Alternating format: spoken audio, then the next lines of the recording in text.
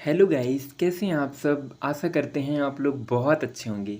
दोस्तों, आज की इस वीडियो में हम बहुत ही इम्पोर्टेंट टॉपिक के बारे में डिस्कस करने आए हैं। टॉपिक का नाम है बर्थ कंट्रोल पिल्स। जैसा कि आप लोगों को पता है दोस्तों कि ये बर्थ कंट्रोल जो पिल्स होती हैं वो किन किन इंडिकेशन में ज़्यादातर यूज़ होती हैं। तो जैसा कि आपके पता है आपको कि गर्भ निरोधक में इसका यूज़ किया जाता है। यदि किसी को गर्भाशय का जो बेबी डेवलपमेंट हो रहा है वो बेबी किसी को नहीं चाहिए रहता, तब वो बर्थ कंट्रोल पिल्स का यूज करता है। तो इस वीडियो में हम जानेंगे कि इसमें कौन कौन सी टैबलेट इन्वॉल्व होती हैं और उन टैबलेट का काम कैसे रहता है, वो कैसे एक बेबी के फॉर्मेशन को रोकती हैं और इसमें इसके साइड इफ़ेक्ट क्या क्या हो सकते हैं। इन सब भी ऑल डिटेल के बारे में डिस्कस करेंगे। तो चलिए दोस्तों, आप हमारे वीडियो पे बने रहें। ये जानने से पहले हम सबसे पहले ये जानेंगे कि ये जो बर्थ कंट्रोल पिल्स होती हैं ये होती क्या हैं। चलिए स्टार्ट करते हैं हम।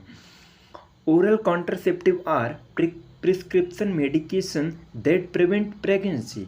ये एक ऐसा कॉन्ट्रासेप्टिव होती हैं कि ऐसे कॉन्ट्रासेप्टिव मेडिकेशंस होती हैं जो कि प्रेगनेंसी से प्रिवेंट करती हैं। जिनको प्रेगनेंसी नहीं चाहिए होती वो इस टेबलेट को इनटेक करते हैं और बेबी के फॉर्मेशन को डिस्ट्रॉय करते हैं। तो चलिए स्टार्ट करते हैं। कुछ दोस्तों हिंदी में कुछ पॉइंट्स लिखे हैं, यदि आपको इंग्लिश समझने में कठिनाई हो रही हो तो आप हिंदी से भी समझ सकते हैं। मौखिक गर्भ निरोधक प्रिस्क्रिप्शन दवाएं हैं। ये गर्भ निरोधक की दवाएं होती हैं जो गर्भावस्था को रोकती हैं। मीन्स कि जो गर्भाशय है उसमें जो बेबी का फॉर्मेशन होता है उस फॉर्मेशन होने से उसको रोकती हैं।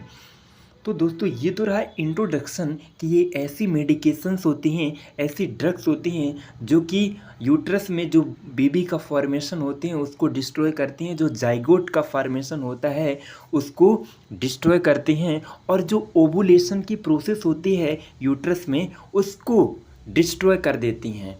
तो चलिए दोस्तों, ये तो हमारा इंट्रोडक्शन था।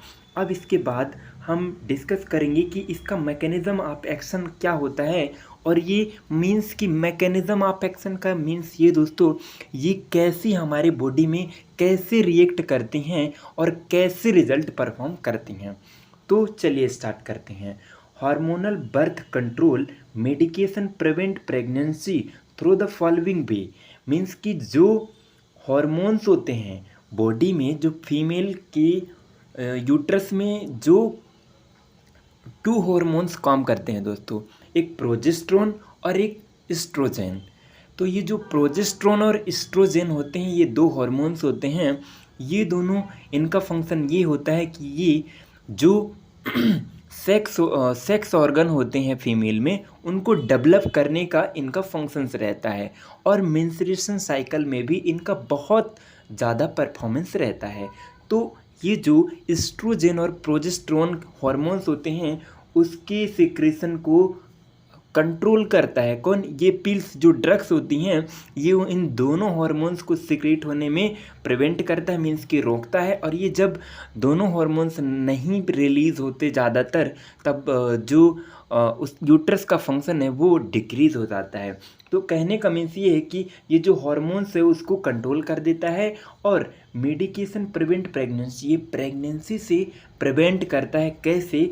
थ्रू द फॉलोइंग वे। बहुत सारे रास्ताएं हैं जिनके वजह से ये प्रिवेंट करता है। चलिए आगे देखते हैं ऐसे कौन कौन सी वे हैं जिनके थ्रू ये रुक रही हैं। हिंदी से समझते हैं। मौखिक गर्भ निरोधक प्रिस्क्रिप्शन दवाएं हैं जो गर्भावस्था को ये रोकती हैं। तो चलिए अब हम देखते हैं कि इसकी मैकेनिज़्म ऑफ एक्शन की ओर चलते हैं कि इसकी मैकेनिज़्म ऑफ एक्शन में कैसे ये एक दूसरे को रोक रही हैं। तो दोस्तों इसका मीन्स ये है कि हार्मोन जन्म नियंत्रक दवाएं, मीन्स कि हार्मोन्स के नियंत्रण, मीन्स कि हार्मोन्स के जो रिलीज़ होता है उसको कंट्रोल करती हैं और निम्नलिखित तरीक़ों से गर्भावस्था को रोकती हैं। कैसे रोक रही हैं चलिए इसको आसानी से समझते हैं दोस्तों। पहला पॉइंट है बाय ब्लॉकिंग ओवुलेशन। दोस्तों सबसे पहले आपको समझना होगा कि ओवुलेशन क्या होती है। तो ओवुलेशन एक ऐसी प्रोसेस होती है दोस्तों कि जब ये ओवरी होता है, फीमेल में ये ओवरी प्रेजेंट होता है। ओवरी यहाँ से ओवम बनाता है दोस्तों। ओवम बनाने के बाद ये रिलीज करता है, ये इस ट्यूब में एग को रिलीज़ करता है और स्पर्म यहाँ से दोस्तों ट्रैवल करके आता है। और यदि इस एग से स्पर्म मिल जाता है तो जाइगोट का फॉर्मेशन होता है। इस प्रोसेस को हम ओवुलेशन बोलते हैं। तो यहाँ पे क्या हो रहा है कि ये जो ड्रग्स होती हैं बाय ब्लॉकिंग ओवुलेशन, ओवुलेशन की प्रोसेस को ब्लॉक कर देता है। मीन्स कि जो स्पर्म है यहीं पे डिस्ट्रॉय हो जाएंगे और स्पर्म यहाँ तक नहीं आ पाता। तो blockage the release of egg and from ovaries. और ये जो एग यहाँ पे बन रहा है, ये एग बन रहा है, इसको एग को ब्लॉक कर देगा, स्पर्म से मिलने नहीं देगा। इस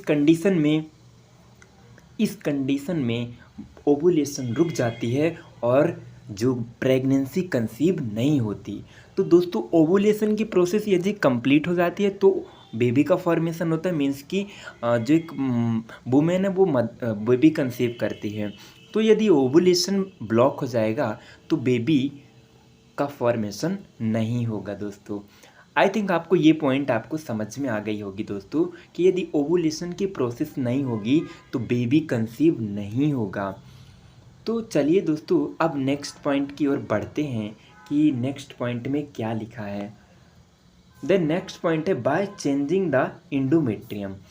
ये जो इंडोमेट्रियम दोस्तों जो यूट्रस की इनर लेयर होती है और इस लेयर में चेंजेस आते हैं ताकि जो जाइगोट है उसका फॉर्मेशन ना हो पाए, इसलिए ये चेंजेस आती है और वो ब्लड के कंटेंट के थ्रू वो बाहर आने लगता है। ये हो गया दूसरा पॉइंट दोस्तों। अब हमारा नेक्स्ट और थर्ड बहुत इम्पॉर्टेंट पॉइंट है, इसके बारे में देखते हैं। By altering the fallopian tube so that they can not effectively more egg towards the uterus. दोस्तों इसको आप पिक्चर के थ्रू समझें कि ये जो फैलोपियन ट्यूब होता है इसमें चेंजेस आने लगते हैं। इसमें जब चेंजेस आते हैं दोस्तों तो यहाँ से जो स्पर्म आता है, यहाँ पे जो स्पर्म आता है वो इफ़ेक्टिव होके यहाँ तक नहीं पहुँच पाता ओवरी तक और ओवुलेशन की प्रोसेस रुक जाती है। दोस्तों थर्ड पॉइंट का कहने का मीन्स ये है कि यदि स्पर्म यहाँ से ट्रैवल करके आता है और आने के बाद यहाँ पे अल्ट्रेशन चेंजेस होते हैं, जो फैलोपियन ट्यूब होती है, ये फैलोपियन ट्यूब होती है दोस्तों, तो फैलोपियन ट्यूब में चेंजेस होते हैं तो स्पर्म की यहीं पे डेथ हो जाती है, वो ओवम से नहीं मिल पाता और ओवुलेशन नहीं होती, जिससे प्रेगनेंसी कंसीव नहीं होता दोस्तों। तो आई थिंक ये भी आपको समझ में आ गया होगा कि फैलोपियन ट्यूब में अल्ट्रेशन मीन्स कि चेंजेस होते रहते हैं जिससे वो एग से मिल नहीं पाता और ओवुलेशन की प्रोसेस नहीं होती। देन दोस्तों हमारा लास्ट पॉइंट है altering mucus in the cervix make a hard sperm to travel further. तो दोस्तों इस पॉइंट में इतना इम्पोर्टेंट है जैसे कि दो मेल और मतलब एक मेल और एक फीमेल जो दो लोग क्या करते हैं इंटरकोर्स करते हैं दोस्तों, और यहाँ पे सर्विक्स होता है और इसके पीछे वेजाइना होता है दोस्तों यहाँ पे। तो जब इंटरकोर्स करते हैं तो यहाँ पे स्पर्म आके कलेक्ट हो जाता है। यहाँ पे सर्विक्स में दोस्तों आप देख सकते हैं स्पर्म कलेक्शन हो जाता है और स्पर्म यहाँ से ट्रेवल करके यहाँ तक जाते हैं और यहाँ से जाके यहाँ पे ओवुलेशन होती है। तो इस टैबलेट को लेने से होता क्या है दोस्तों कि जब यहाँ पे स्पर्म आता है और यदि आप टैबलेट, वो फीमेल यदि टैबलेट खा ले रही है तो क्या होता है कि ये जो स्पर्म है यहाँ पे थिक हो जाएगा, हार्ड हो जाएगा, और जब स्पर्म हार्ड हो जाएगा तो यहाँ पे जितने स्पर्म है इनकी डेथ हो जाएगी और ये आगे की ओर ट्रैवल नहीं कर पाएंगे और प्रेगनेंसी कंसीव नहीं होगी। तो दोस्तों आशा करते हैं कि ये पॉइंट भी आपको समझ में आई होगी कि जो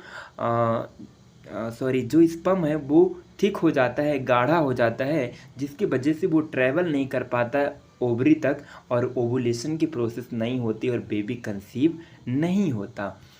आई थिंक ये पॉइंट आपको बहुत अच्छे से समझ में आए होंगे दोस्तों कि यदि ओवुलेशन की प्रोसेस को समझ जाएंगे तो आपको पूरी वीडियो समझ में आ गई होगी। और ओवुलेशन की प्रोसेस यही होती है दोस्तों कि यदि वो यहाँ से एग और स्पर्म और एग का मिलना यदि मिल जाते हैं तो जाइगोट बनता है, और जाइगोट बनता है उस प्रोसेस को क्या बोलते हैं? ओवुलेशन।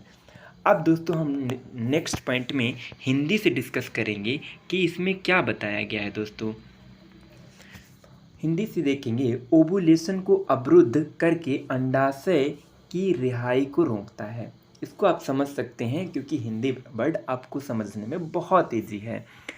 देन नेक्स्ट पॉइंट में है इंडोमेट्रियम को बदलकर मीन्स की चेंज कर देता है। और नेक्स्ट पॉइंट है फैलोपियन ट्यूब में परिवर्तन करके ताकि प्रभावी ढंग से गर्भाशय की ओर अधिक अंडे ना दे सकें। मीन्स कि ज़्यादातर स्पर्म जो है तो ज़्यादा स्पर्म ओवरी की तरफ ना जा सके, इसलिए फैलोपियन ट्यूब में कुछ चिपक जाते हैं। देन नेक्स्ट लास्ट पॉइंट है गर्भाशय ग्रीवा बलगम में परिवर्तन के कारण शुक्राणु को आगे बढ़ाना कठिन हो जाता है। जब जो स्पर्म होता है वो गाढ़ा हो जाता है तो वो आगे की तरफ नहीं बढ़ पाता। अब हम ड्रग्स के बारे में बात करेंगे दोस्तों। तो ये हमारी कुछ ड्रग्स हैं, जैसा कि आप देख सकते हैं। पहली ड्रग्स है इथिनाइल एस्ट्राडोइल। ये टैबलेट भी एथिनाइल एस्ट्राडोइल ये टैबलेट, और ये एक दोस्तों आपकी देखने को मिल जाएगी लीवोनॉर्जिस्ट्राइल। दोस्तों ये दोनों कॉम्बिनेशन की टैबलेट आती हैं, बट अभी तो पहले सिंगल ही चलती थी, बट अब कॉम्बिनेशंस में आती हैं और इसमें 21 टैबलेट होती हैं। और दोस्तों एक बहुत इम्पॉर्टेंट बात है कि ये टैबलेट बिना फिजिशियन के सलाह से नहीं लेना चाहिए, क्योंकि इनके बहुत सारे साइड इफ़ेक्ट होते हैं। और ये साइड इफ़ेक्ट इतने इफ़ेक्टिव होते हैं कि बॉडी में बहुत प्रकार की चेंजेस आती हैं, इसलिए बिना सलाह की ये टैबलेट यूज़ नहीं करना चाहिए दोस्तों। तो ये टैबलेट रही। अब इनके हम कुछ साइड इफ़ेक्ट हैं, उनके साइड इफ़ेक्ट के बारे में जानते हैं दोस्तों कि क्या क्या साइड इफ़ेक्ट हो सकते हैं। तो डिजीनेस मीन्स कि सर चकराना हो सकता है, ब्लोटिंग गैस बन सकती है पेट में, सीवियर डिप्रेशन हो सकता है, हेडेक हो सकता है, और स्टमक अपसेट मीन्स कि अच्छे से डाइजेशन नहीं होगा, नाउजिया फील होगा मीन्स कि नाउजिया वोमिटिंग टाइप का होगा, ब्रेस्ट में चेंजेस हो सकते हैं दोस्तों। ये आप बहुत इंपॉर्टेंट चीज़ है कि ब्रेस्ट को ऑब्जर्व करते रहना है कि उसमें कोई चेंजेस तो नहीं आ रहे हैं। देन प्रतिकूल प्रभाव, इसमें हिंदी से यही बताया गया है दोस्तों, चक्कर आना, सूजन, अत्यधिक तनाव, सिर दर्द, पेट खराब, जी मिचलाना, स्तन में परिवर्तन, तो ये सारी चीज़ें हो सकती हैं। देन प्रिकॉशन के बारे में बात करेंगे, कौन से पेशेंट को ये नहीं प्रिस्क्राइब करनी चाहिए, कौन से पेशेंट को ये खाना नहीं चाहिए ये टैबलेट। तो कार्डियक डिजीज़ एंड स्मोकर, कोई हार्ट से रिलेटेड कोई प्रॉब्लम है किसी को, ऐसे पेशेंट को ये टैबलेट प्रिस्क्राइब नहीं करनी चाहिए।